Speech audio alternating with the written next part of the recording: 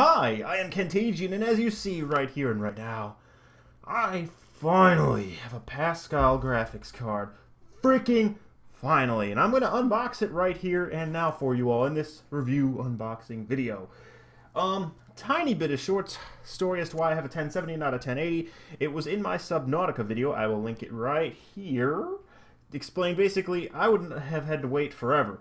And I mean for freaking ever. The 1080 Ti or whatever the next graphics card is would have been out before I got this thing.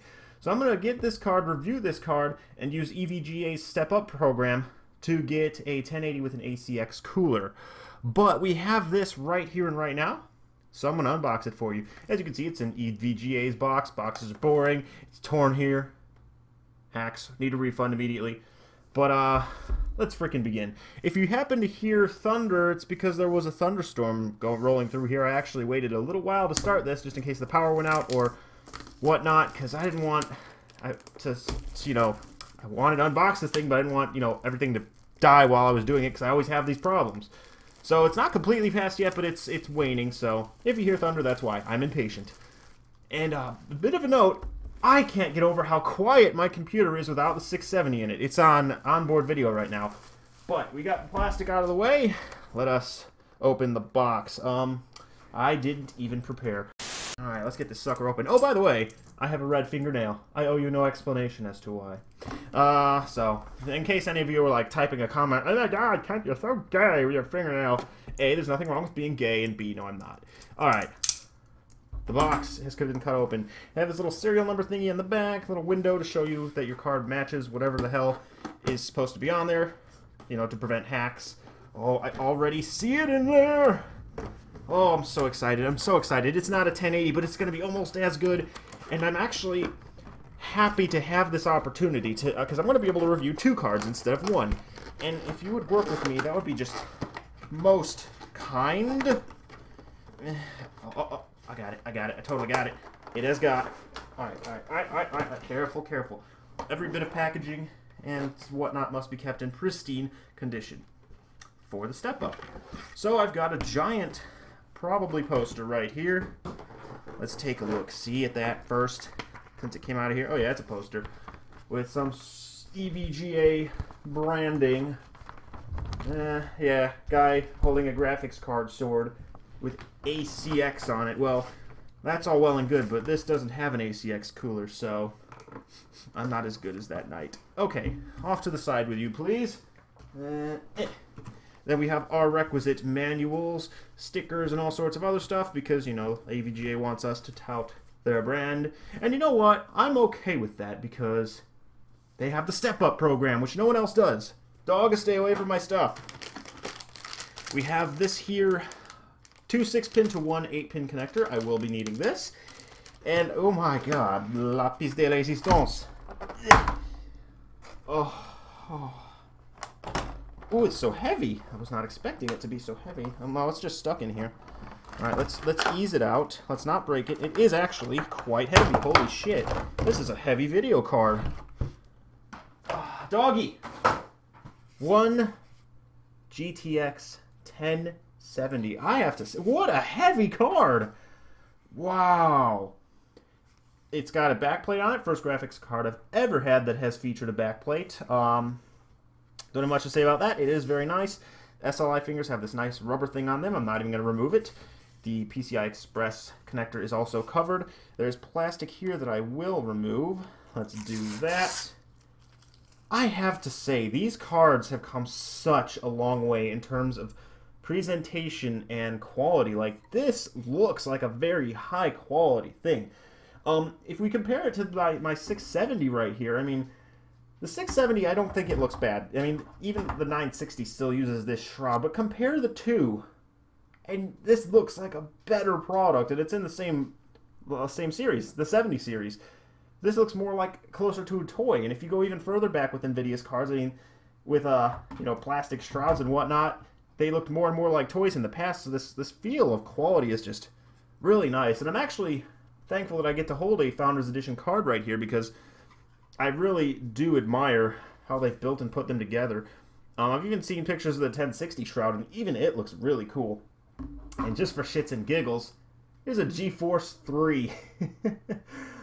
I'm going to make another video going all nostalgic about that, and I will link to it when I do it. But here we are, one GTX 1070 unboxed. That was actually a very simple unboxing, not a whole lot special in there. Nice that they give you a poster and stickers and whatnot, but this is the main event.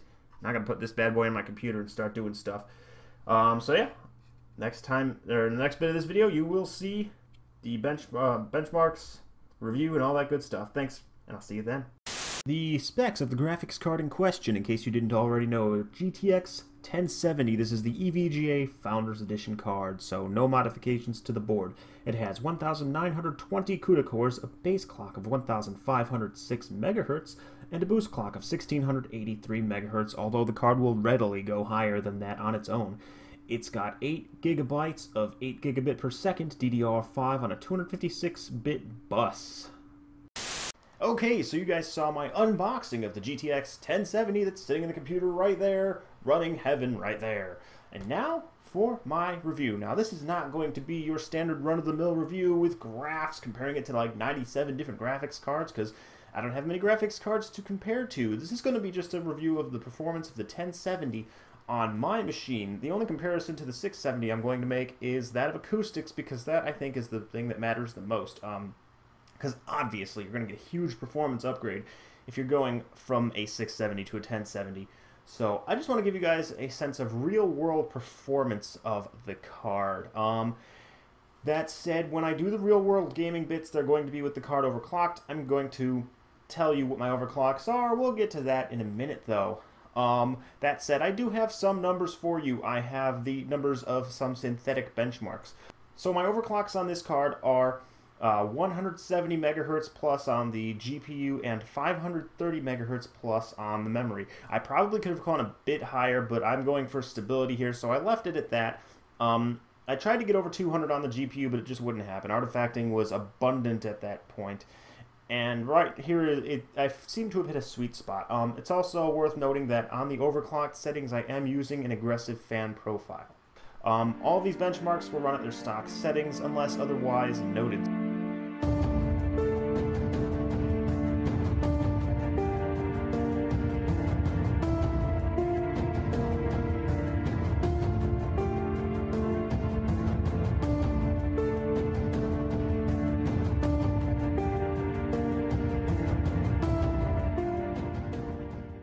That is all of the synthetic benchmarks I'm going to go through. There might have been more I could have done, but I'm not really too concerned about throwing numbers at you guys, because you could get those numbers from anywhere else. The thing I am impressed about most, apart from the performance, is the acoustic quality of this graphics card. I'm going to show you a comparison between the 670 and the 1070 here.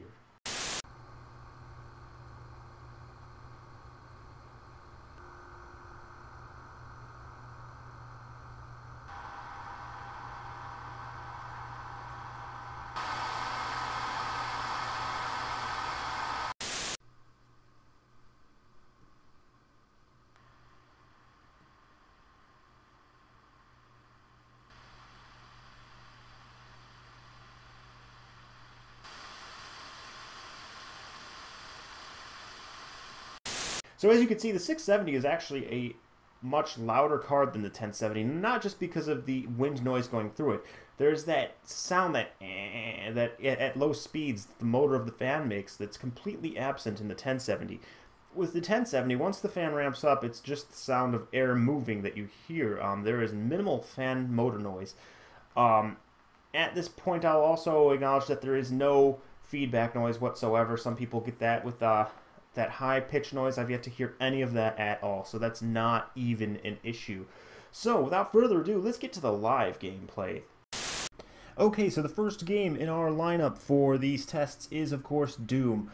You will see I'm running at 1440p. I have the temporal super sample anti-aliasing on, a 95-degree field of view, advanced stuff, ultralight quality, nightmare, shadows, self-shadow on. The only things I really have turned off are depth of field and motion blur, because I don't really care for motion blur, even though it says quality ultra. The fact, I believe there was a checkbox somewhere turning it off, but these are the specs. This frame rate number on the top right has the monitor is refreshing based on G-Sync, so that's why I'm also using the OpenGL API, because G-Sync didn't seem to be working with Vulkan. Anyway, here we go. I've chosen the Foundry level as this level seems to be kind of taxing on the GPU, especially in this area here. You can see I'm down to 64 frames a second. Doom is a game I fancy myself to be somewhat good at, so that's a thing. We'll see if that's actually the case in a minute here. I'm playing on the ultra-violence difficulty, so yeah. I need more headshots. Need more headshots.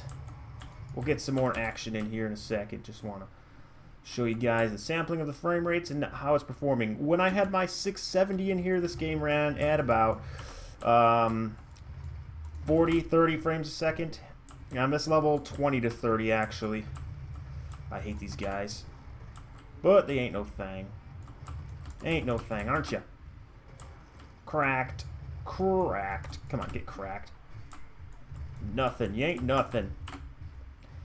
But yeah, Doom is awesome. I've already beaten it. Actually, a couple days ago I beat it. And I'm playing it now on Nightmare mode, so we'll see if I can do that. There's also the hardcore Nightmare mode where you have but one life to live. Not going to try that, though. I just don't have the patience for that shit. Oh, hello, Hell Knight. You want to get wrecked?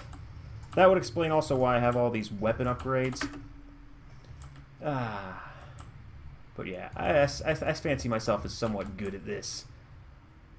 So yeah, that is Doom performing on the GTX 1070. I want to keep these a little bit short and sweet, so you guys saw what it's like. We will move on to the next game.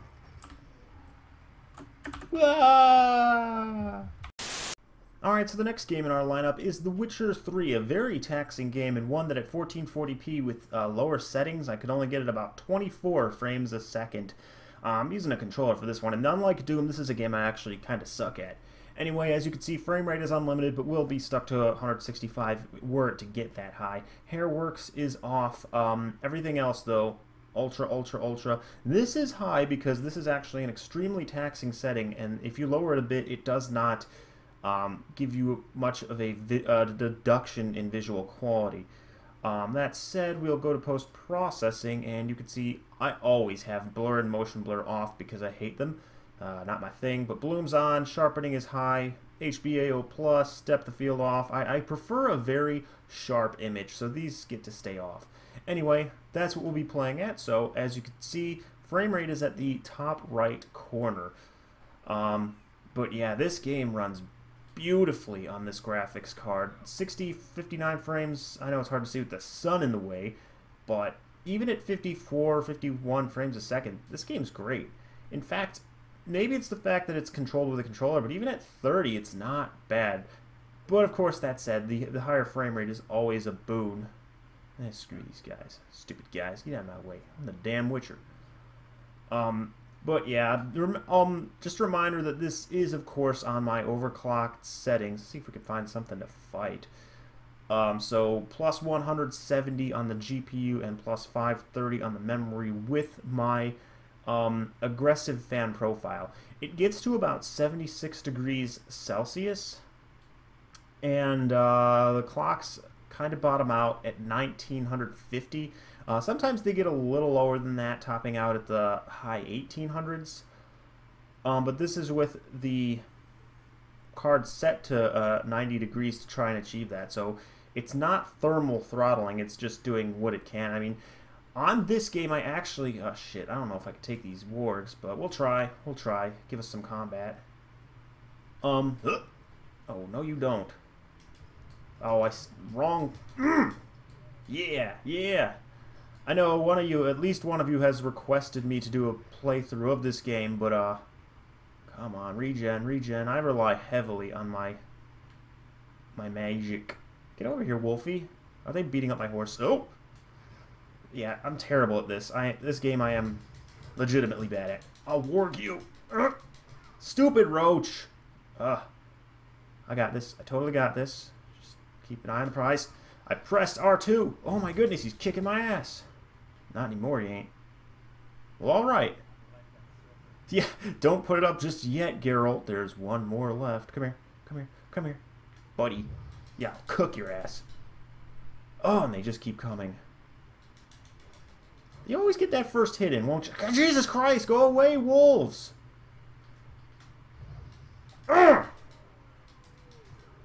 Are there any more? Alright, we'll leave it at that. I'll collect these items later, but you guys kind of see how it performs on my computer. So, yeah, see you in the next game. Okay, the next game we are playing is Killing Floor 2, because I just don't see enough people playing this one. But this game can actually be very taxing due to the Nvidia Flex. So I've got that turned all the way up, Gibbs and Fluids. As you can see, it recommends a GTX 980 or higher. I've got everything on Ultra, Real-Time Reflections, which is a huge performance killer, on. I don't have the anti-aliasing on just because it's FXAA, so it makes no difference anyway.